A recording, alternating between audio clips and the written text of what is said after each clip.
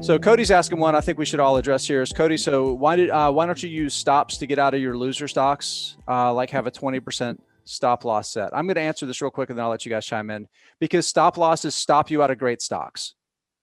It's that simple. Great stocks fall and then they recover.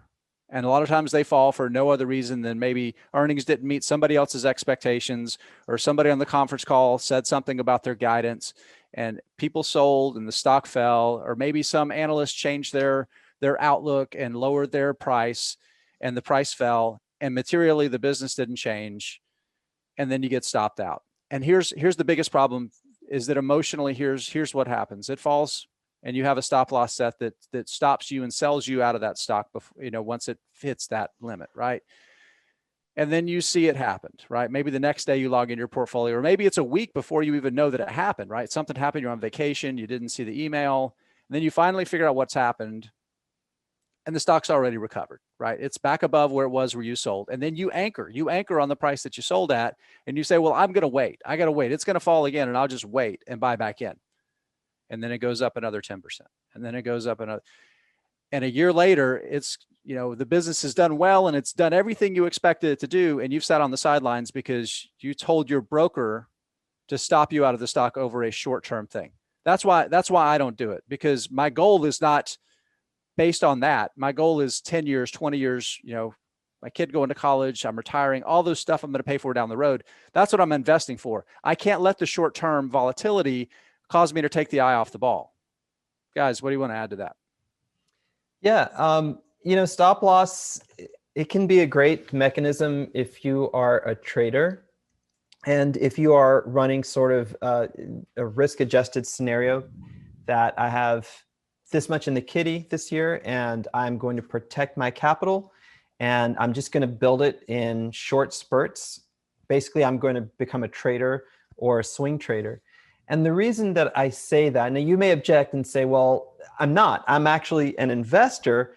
I'm an investor who wants to use a stop loss. But I'll posit that the greater the stock and the greater the opportunity, the higher the probability that you're going to bust through any stop loss that you can imagine. And if I sound cocky by saying that, it's not cockiness. I'm telling you this from hard experience. You can set a 20% stop loss and a really good stock is going to bust through that. Why is this?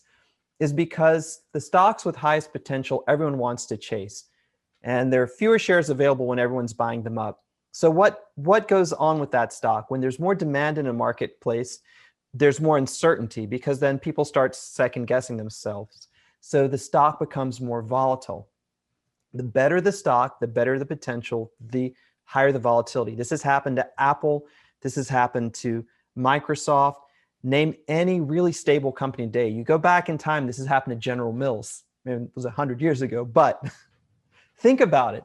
So what does it mean? It means that if you're truly an investor going for the best stocks you can, there will be periods where you will get stopped out of a stock. And as Jason just wonderfully explained, the psychology of trying to get back into a stock or work around stop losses, it's impossible. It is well nigh impossible to do. So my best advice, just from a lot of battle scars, is try to avoid that. If your capital is such that you feel I just can't risk, my capital, then maybe look holistically, like how much do I really need to be in the stock market if I can't take an appreciable loss in a really good stock. Hopefully you are doing what we were talking about just a few months ago on Fool Live. I think we put out a list. Guys, I know we got pinged to read from this list about 15 do's and 15 don'ts, something like that. And one of them was, don't just buy like a stock, buy a handful of stocks or 15 stocks at least. So you spread the risk around. So yeah, I'm so against stop losses. But now if you're a trader or a swing trader, by all means, use it. It's a good tool. If you're an investor, just try to be ready in your mind to see that great stock go down 10%, 20%, sometimes more, 30%, 40%. It happened this year with so many great stocks. Look where they are today. So I know I'm preaching to the choir here with you two guys, but I'm curious if Danny has any other thoughts to that. I have one thing I want to add before Danny does. I think this is important. If you follow the money of why stop losses exist, they exist in a time that brokerages charged money for trades. And if they could build a tool that would automatically create a trade and give them trading commissions, then why would they not want to market that to people as a great way to improve their trading performance? That's why stop loss, that's why all these trailing automatic trading mechanisms exist, is because brokers used to make a ton of money on them, not because they were better for investors. Danny, go ahead.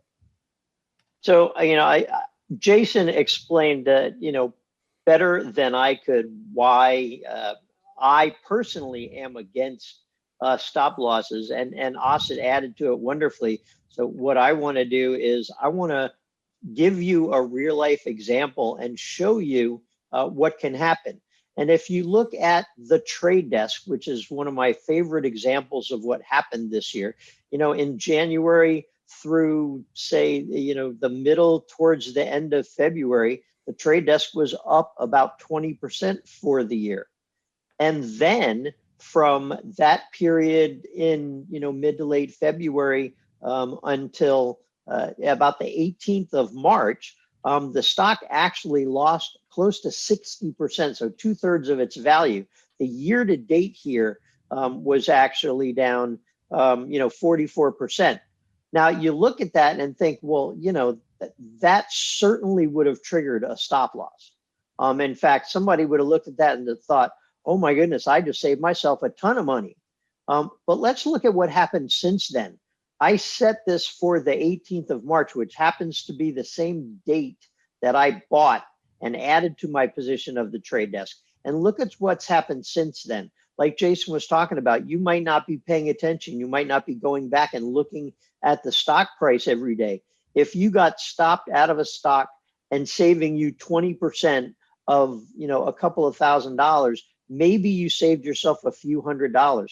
But look at where the stock is today. It's up more than 500% just these few months later. And it doesn't matter who you are as an investor. The majority of us would have missed that run up had we used a stop loss. A great quote from Peter Lynch. He said, more money has been lost waiting for the next market correction than has been lost in market corrections, right? And I promise you that there are billions of dollars of missed gains by people that got stopped out of stocks in March. I guarantee that expected the market to keep falling and then have seen it recover. So yeah, I think we've addressed that one in its full.